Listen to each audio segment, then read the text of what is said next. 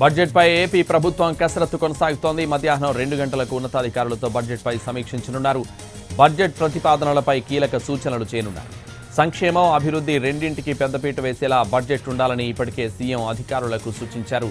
ముఖ్యంగా వ్యవసాయం, విద్య, వైద్యానికి అధిక ప్రాధాన్యం ఇచ్చేలా బడ్జెట్ రూపొందిస్తోంది ప్రభుత్వం.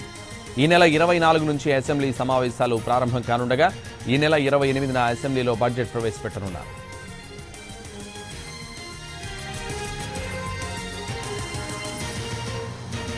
బడ్జెట్పై ఏపీ ప్రభుత్వం కసరత్తు కొనసాగుతోంది. మధ్యాహ్నం 2 గంటలకు ఉన్నతాధికారులతో బడ్జెట్పై సమీక్షించనున్నారు.